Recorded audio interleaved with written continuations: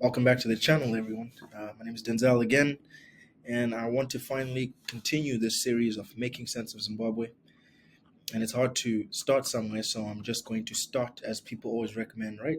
Because you get paralyzed by just trying to figure out the best way to start something. Obviously, I did this video before, and I didn't like it, and then I had exams, so I stopped. Trim's dead, so I had to snap the cap back. Anyways, I was thinking maybe I'll start by speaking of how to make sense, right? There's a few things I'm thinking about when I say this because, and I just threw some things I was thinking about here and some things that I've been thinking about for a long time, really. And I certainly need to read more about it. I certainly need to write about it as well and experiment with everything, right? Because otherwise it's no use. So, excuse me as I just still try to, think about these things out loud because I also feel like that's when I pay the most attention to what I say, and it's not just random. It's no longer just a short thought about it and then I let go of it. But at least now I can focus because I'm recording a video. I just wasted 2 minutes, anyways. So when I was thinking about making sense of Zimbabwe, right, and laying the foundation for how I'm going to do this, I thought about some things that I think might be important as I go through it, right? And that's the frameworks of thinking, number one of them, right? In no order, by the way. I thought it was very important to pay attention to beliefs and the role of beliefs and the complexity of perception, but its importance too, as well as how those two things can affect action, right? Thinking first and beliefs are related in some way. I don't know which one comes before the other. Thoughts come from nowhere, right?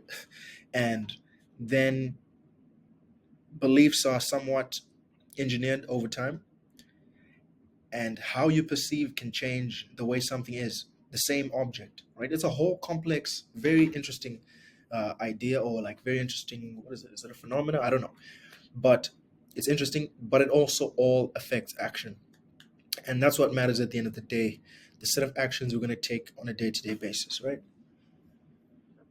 The truth is also something very key.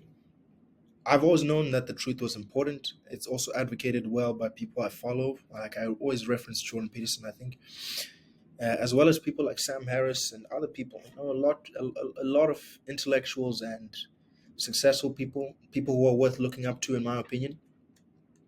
They also speak about the importance of truth, and I've I've also come to realize that it's not only important in relationships, because that's why I only thought it was important, but even in dealing with problems, right? And I'll try to now make sense of this part. But if you are trying to really solve a problem, you've probably heard this cliche, but you're trying to solve a problem, you need the truth, right? And it's not just the truth of, oh, you need to be able to tell the truth, not lie, like white lies, not really that, although that is also important, but more about whether you intend it or not. If you cannot perceive correctly, right? And now that kind of implies now that there are wrong ways of perceiving and there are right ways of perceiving, which is why I included it in the first little bullet point there, sub bullet point.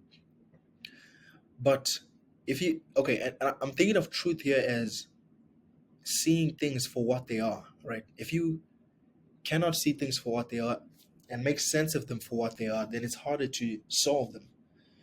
And it's very important to think not only from an entrepreneurial perspective in terms of problems, but literally even in life, it's just full of problems. I think that's true. I really think it's true. I think you can enjoy life. I think some people can experience happiness more than others just by way of circumstance. Even genetically speaking, too, some people can just be unhappy. I don't want to get into that. Anyways, let me do this in the next video. Oh, sorry. Anyways, yes. So that's the bit of about truth. I think it's very very key. I probably didn't do it enough justice, but at the end of the day, it seems a lot better to try and tell the truth as much as possible and to seek the truth as much as possible. So you kind of have a responsibility, I feel. I think that even the way you speak to people and the conversations you have and the questions you ask are trying always to invite people to speak the truth, right?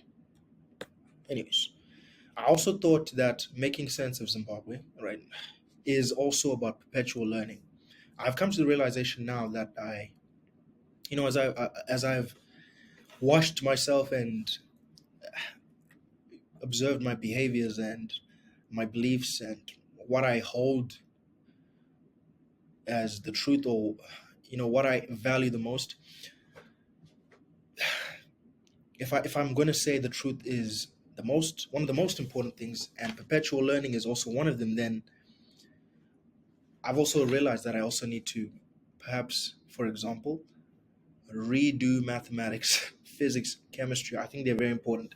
I intend at some point, even if I don't end up doing something grand with it or anything at all, I think it's important for me to pay attention to the sciences. So that's why I put that there. But the idea of perpetual learning, I wrote this document like 21 days ago, and I wrote that video exactly.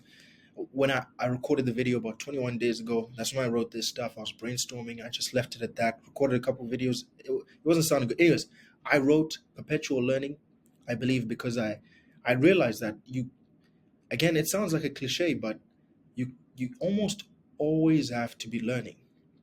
And it's not just, oh, textbook, book, and just consume information, because it's easy to forget stuff. But I think learning is also, it's complicated, but I think you have to keep reminding yourself, feeding yourself information that is relevant to the problems you're currently dealing with as much as possible. And you have to broaden perspective, because if you cannot do it, let's say by with your environment currently, you have to leverage other things online, etc. The idea is just, I think there needs to be a continuous effort to learn and uncover more truth, more insight, and be most informed, right? And the scientific enterprise, I wrote that because, again, like I said, I have to, I believe it's important for me to understand economics. It's important to understand mathematics, right? And the reason why I heard this, why I thought about this and have decided to go after this is because I think it was on Khan Academy, which I'm now using to revisit some of the things I did in high school and failed, not really because I didn't understand it, but I just didn't have good habits. I didn't have study habits, etc. So I'm trying to fix it. But in order to make sense of the sciences and understand things, especially from a scientific framework, let's say, I think, and you want to really respect the information. It's like math wasn't really there just to be like, oh, let's test how well your brain can get confused and how well you can come out of puzzles and mazes. No, it's not. I don't think it's not what it was. When I believe I heard it on Khan Academy, one of the videos, that it's there to actually make it easier to make sense of the world. That was a turning point for me. I don't know what it was, but that completely changed it, because now, again, it comes down to perception. I'm not perceiving math as that thing that is just there to confuse me and test me if I'm smart, but it's going to help me make sense of the world, because I can measure things now. I can compare, contrast, visualize, etc. All things that are important, especially if you're trying to do like business stuff, even, right? That this is where most of the inspiration is coming from. The pursuing business ventures and at least trying to understand them. If I'm going to talk about being data driven, which is probably the best way to run things in a company, is then I have to understand mathematics, one of the most purest sciences, physics, if I'm going to do anything engineering wise, etc. All this, I'll get into bottom up. I don't think I need to get into that, but all of this is so that I can be as equipped as possible to make sense of Zimbabwe. And that's just the start. You guys have a good one, and hope you're having a good